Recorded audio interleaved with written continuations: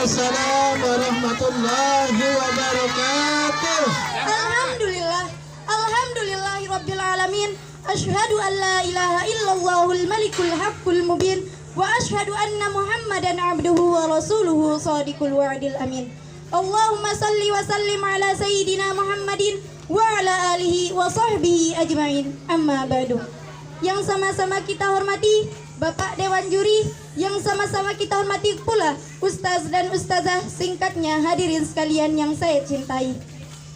Alhamdulillah, segala puji bagi Allah, Tuhan yang Maha Pemurah, yang nikmatnya senantiasa tercurah kepada kita hambanya yang taat beribadah maupun hambanya yang suka membantah.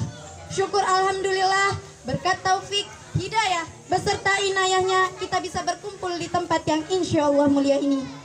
Kedua kalinya tak lupa pula kita haturkan sholawat beserta salam kepada junjungan kita, kekasih kita, pemimpin sejati yang tak dapat terganti, anti gaji pegawai negeri. Beliaulah Nabi Agung Muhammad Sallallahu Alaihi Wasallam, sang panutan bagi seluruh insan yang tak pernah lekang oleh zaman.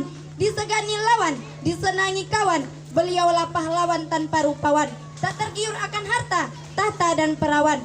Beliaulah sang rahmatan lil alamin, penyelamat kaum muslimin, dan dikenal dengan julukan Al-Amin. Marilah kita bersama-sama bersolawat kepada Rasulullah Sallallahu Alaihi Wasallam. Allahumma salli ala Sayyidina Muhammad wa ala ali Sayyidina Muhammad.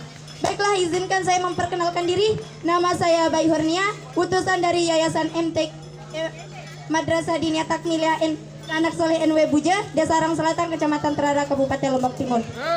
Semangat. Berdirinya saya di sini bukan untuk mempromosikan obat, melainkan untuk menyampaikan untaian pidato singkat yang berjudul Keutamaan Membaca Al-Quran. Mantap. Seperti yang sama-sama kita ketahui bahwa Al-Quran adalah bacaan yang telah ditulis dalam mushaf, yang terjaga dalam hafalan umat Islam, dan membacanya dinilai ibadah. Al-Quran adalah kalamullah yang diturunkan melalui malaikat Jibril sebagai mukjizat kepada Rasulullah Sallallahu Alaihi Wasallam. Al-Quran diturunkan untuk dibaca oleh umat Muslim.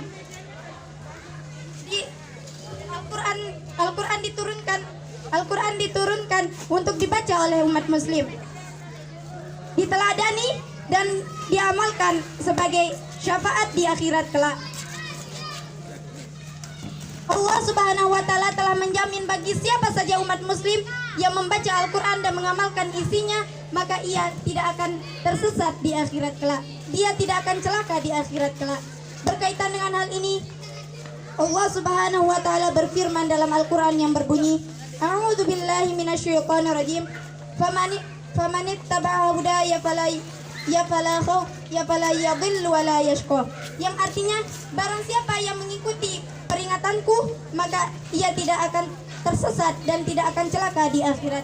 Quran surah At-Taha ayat 123. Hadirin yang dimuliakan oleh Allah, sekarang saya akan menyebutkan beberapa hikmah membaca Al-Quran. Di antaranya yang pertama, Al-Quran dapat menyembuhkan hati yang gundah. Yang kedua, Al-Quran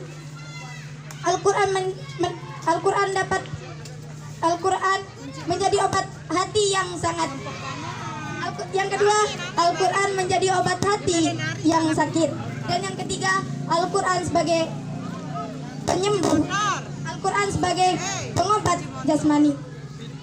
Hadirin sekalian yang saya hormati, berkaitan dengan hal ini pula Allah Subhanahu wa Ta'ala berfirman dalam Al-Quran yang berbunyi, A'udzu billahi minasyaitonir rajim wa nunazzilu. Low battery, please charge. Dalam Al-Quran Allah Subhanahu wa Ta'ala berfirman yang artinya,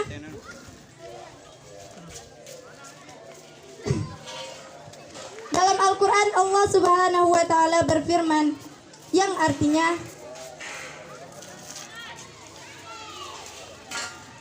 dengan hal itu marilah kita sama-sama membaca Al-Quran, mengamalkannya untuk menjadi pedoman di hidup kita. Mungkin hanya ini yang dapat saya sampaikan, kurang lebihnya saya mohon maaf. Apabila ada kata-kata yang benar, itu datangnya dari Allah, dan apabila ada kata-kata yang kurang berkenan, itu datangnya dari kesalahan diri saya sendiri. Unzur makola wala tangzur makola. Lihatlah apa yang disampaikan, jangan melihat siapa yang menyampaikan. Wabillahi taufiq wal hidayah. Assalamualaikum warahmatullahi wabarakatuh. Waalaikumsalam.